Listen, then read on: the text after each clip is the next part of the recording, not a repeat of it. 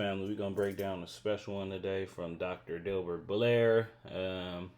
Who created you? God, mankind, and human. Do everyone have a soul? I have my point of view on it, my perspective, but I'm gonna talk about it after in a moment. So let's get into it. Hope you enjoy it. Come under a period of ignorance, dumbness, and lowered vibration, and that time is now to move. It is. So he's saying basically, just to give y'all a little bit of recap, he's saying that the period that we've been in the slumber sleep of a lot of ignorance. So, and we coming out of that. Everything is being revealed, and we are becoming aware of everything. There is no reason for ignorance, dumbness, or lowered vibration if you want, and if you happen to be of the sons of the gods, and you don't respond to it, you will soon be dead. Now, is that a big threat? I'm not making a threat. I'm interpreting new and future knowledge as a metaphysician is supposed to. As the sun turns up, you gotta have the blood. Like shout out to Kali Amara, you gotta have the blood of the sun and the consciousness of the universe.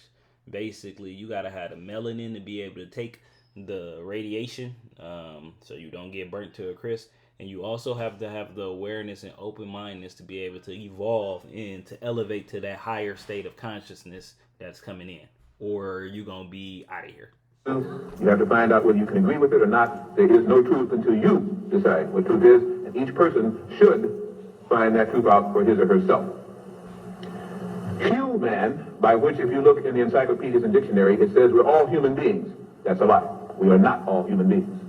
HUE-Man is animal man. Hue was a god Hue, which ruled the lower plains again under the old teaching of the ancient Sudanese and Nubian people, and later on the so-called Egyptian people, which was a mixed race.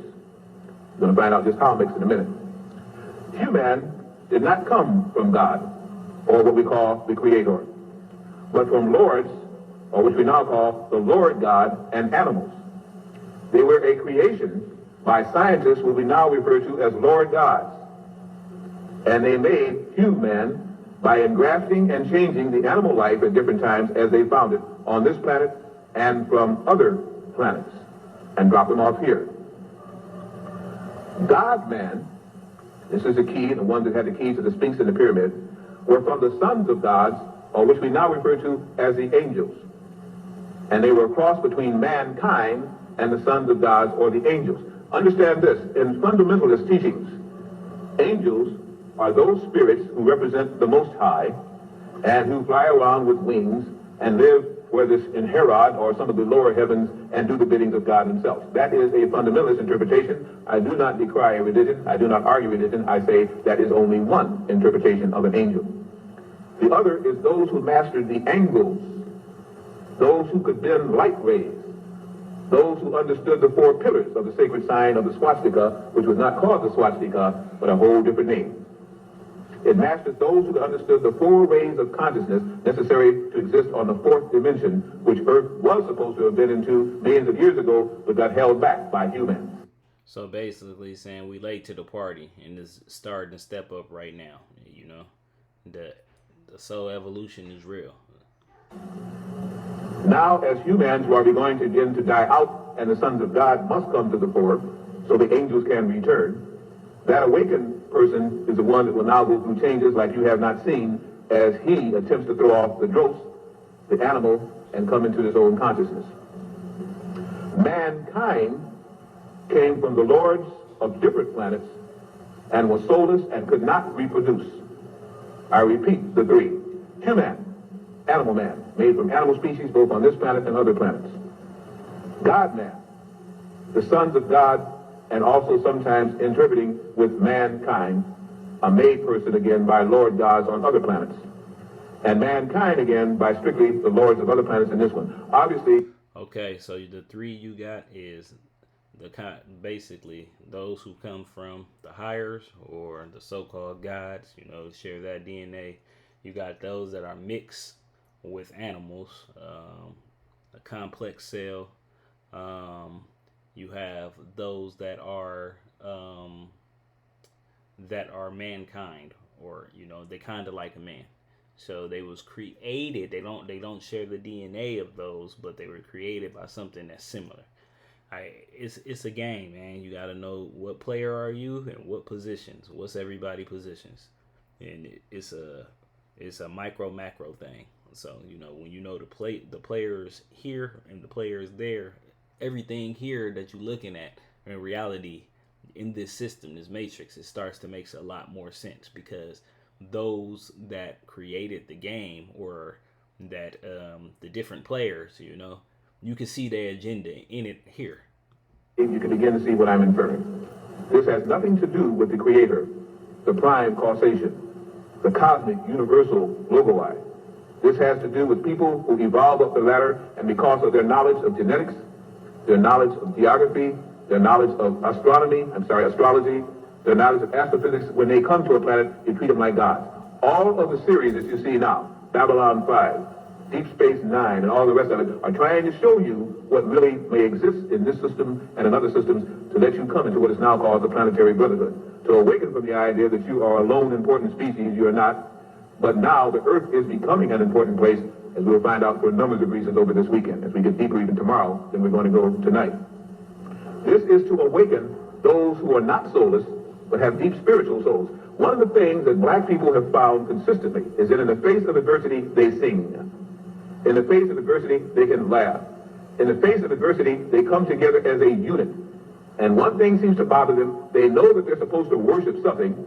They know that they're supposed to be spiritual entities, but they're not finding the results sometimes strong enough. They have found that in following religions fervently enough, really getting on fire with it, miracles do happen. But down deep, they're not satisfied because they still feel there ought to be a shortcut. And they know that something's there, but it's just not quite right, and daggone it frustrates me no end. How many of you actually felt like that? Don't lie, if you haven't, you haven't. Most of you do. That's why the churches now, the people are going to the strongest word, the best choir, and the best place where they can also make money and meet good mates. Now I'm gonna be honest. This is an old video, probably from the 1990s, but the period that we are in right now, as I'm recording this, is 2024. Prior to 2020, what he just depicted was very strong in our communities. After 2020, like the church thing fell off. Like a lot of people was walking away from the church. They're walking away from religion as a whole like that, but they becoming more spiritual. They still searching. So I thought that was very interesting because again, this is hella old. This is a long time ago. But what he's talking about is happening right now. It's the period. And they're falling away from the little churches and just can't make it anymore. Fundamentalism is separating from the advanced spiritual person. Again, I say this, and don't say I came in and talked about the churches and put them down. I'm not. Let each person go to any church they choose. It is their choosing. They will be responsible for their own souls if they have one.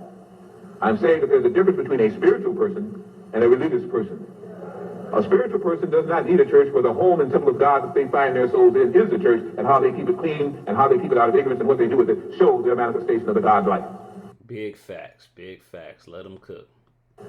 For the other, they need a religious fervor and constantly reminded because they do not have quite the soul that is arisen to the point where they can again manifest the Creator within them. So they constantly have to remind themselves as a herd come together to give themselves the strength to carry on. That is changing. That's why you're going to find the church being attacked like never before and leaders in false churches falling like never before. Like exactly what's happening right now, 2024, and for the last couple of years. And that's why the Falwells and all the rest of it, and you find them like little animals attacking each other, each one pulling each other down, and the congregation suffering from it. Because man must learn he does not have to go to a church, he is the church. Yeah, I thought that was fire. This is from I Am Frequency, but also on more of the oracles. Y'all go check out both of them.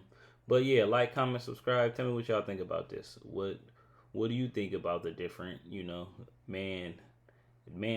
mankind, human, and God man? Do you think everybody got a soul or no? All right. Oh, and before we shake out, make sure you go check out this course, Transform Your Life, Never Give Up. It's a free course. It's going to be in the description. And yeah, it's powerful. So yeah, make sure y'all check it out. I'll catch y'all in the next one.